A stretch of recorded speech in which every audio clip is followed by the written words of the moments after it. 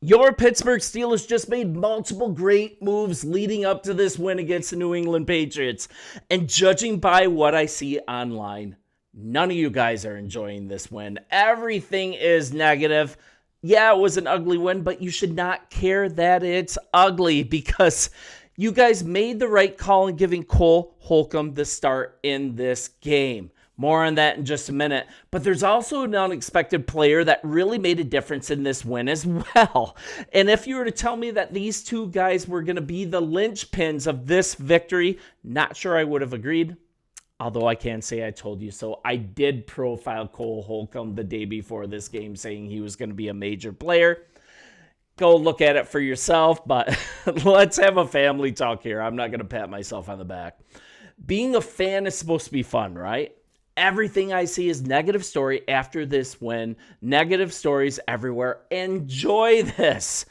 Because as I talked earlier in the week, there's a world that the Steelers start this season 5-1. That's right, 5-1. But in order to do that, as players get healthy, the Steelers are going to have to get some of these personnel and gameplay calls exactly right. And this is such good news because, man, did they make the right call at linebacker this last weekend.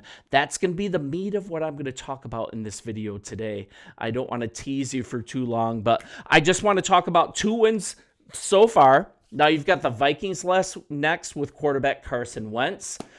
The Bengals laid down for the Minnesota Vikings. They got dominated. I don't think that's going to be a symbol of exactly what's going to happen in the future. Not scared of them. The Browns next in what should be a slugfest, but as long as Joe Flacco is the quarterback there, that's not scary at all. I don't know if he even passed for 100 yards in this last game, did he? And then you've got the free-falling Bengals with Browning at the helm. He's constantly throwing to the other team. It's like, there is a world that you're easily 5-1. And let's get to the Steelers making the right call on these players. This was brought to the forefront by Ari Meyer at SI. I always want to give him credit. So winning, right? 3rd game of the season, 21-14.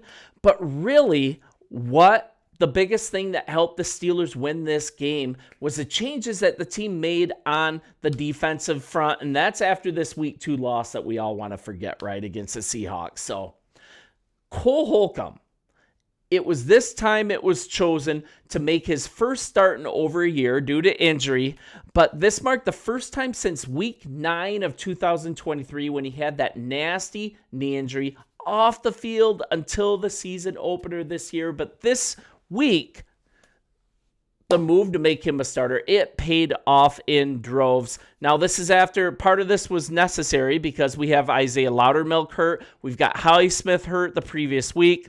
He was going to see more of a role in this defense, but it was announced that he was going to start over second-year Peyton Wilson. Peyton Wilson is a promising player on this team.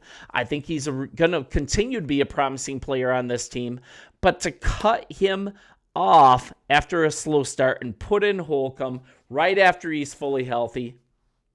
Really gutsy move, and I think it showed up in a big way because you guys watched the game. First drive of the game, Holcomb ran into Patriots running back Ramondre Stevenson. He knocked the ball out. It was picked up by another acquisition, defensive back Darius Slay. Love these veterans in the secondary.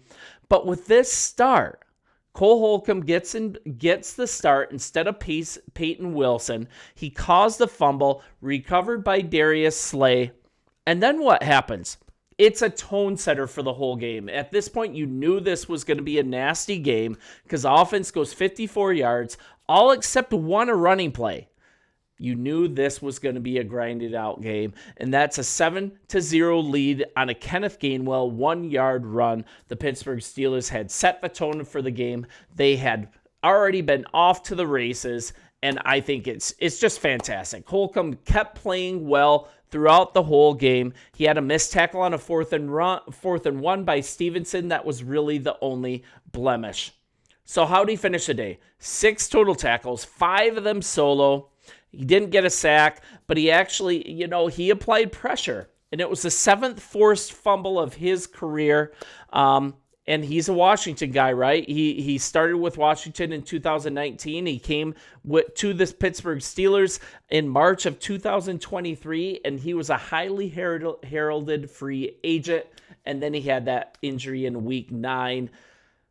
He's kind of a guy that people forgot about. And now he has 3 forced fumbles in 11 games played with your Pittsburgh Steelers. So there's another player here, and this is a guy that I really want to talk about. I want to talk about Brandon Echols. This is a guy that was kind of an afterthought when he was signed during the offseason, and your head coach just said today, I'm glad we got him, and praised his really solid performance. I think it was more than solid. I think it was absolutely fantastic. And who's Brandon Echols, you might say? He's not a huge profile guy on this team, but he came to your Pittsburgh Steelers on a 2-year contract in March. He's known for his versatility. He was with the Jets for 4 seasons. He's only a 6th-round pick. In 2021, he's played both outside and slot, significant experience in special teams. But now, this player who's been noted to always play with a chip on his shoulder, man, did he make a huge difference for your Pittsburgh Steelers against the Patriots. Injury bug, right? Darius Slay, he went down for some time, and he ended up getting a lot of run, right? Brandon Echols came in and just responded with huge plays. So Mike Tomlin had this to say about Brandon Echols. He's real solid, but he's been real solid throughout this whole process. Team development and so forth. He made some big plays today. The interception, the 4th down tackle. He was engaged in the game. He's a good teammate. I'm glad we got him. So big workload, right? Way heavier than any other that he's seen during his time with Pittsburgh. But let's talk about these plays, right? We were in a spot late in the first half. The Patriots, they looked like they were about to score. Ate up the last half of the quarter. Just really good drive on the brink of scoring. And then what happened? Echols. He came up with a huge interception, and it was tipped by Cam Hayward, by the way. So I got to give him props as well. But there's a huge pick that kept the Patriots out of the end zone. It looked like they were going to continue marching down the field for a score. And then what happened?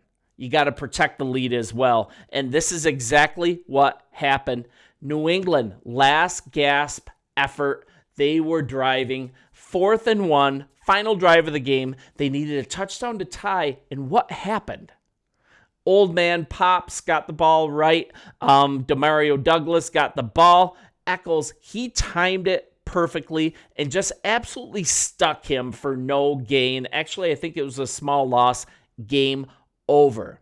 So you have 2 players. Cole Holcomb, he set the tone at the beginning of the game. Another acquisition, Brandon Echols, he set the tone at the end by winning the game, by doing that final play for your Pittsburgh Steelers. I think it's something to celebrate. I think you should celebrate this win. I think you should feel good about the prospect of starting the season 5-1 and just enjoy the ride, man. You make the playoffs every single year. It's going to happen this year as well. And the difference is you have a much better quarterback than you've had in the last few years. And also, Harmon is back. Your defensive line is going to solidify. Your offensive line is going to gel. I think you're going to look at this team come playoff time as one of the top teams to beat, and I think you guys are going to be fantastic at that point. Just enjoy the ride. It's going to be a little bumpy. Celebrate this win and look forward to the next. I'm going to continue to be here with an impartial, non-fan view of your Pittsburgh Steelers, but I also want to hype you up a little bit because I absolutely hate when a team is unable to celebrate a big win due to the media constantly being negative. You're not going to get that here. So talk to you guys soon, and have a good day.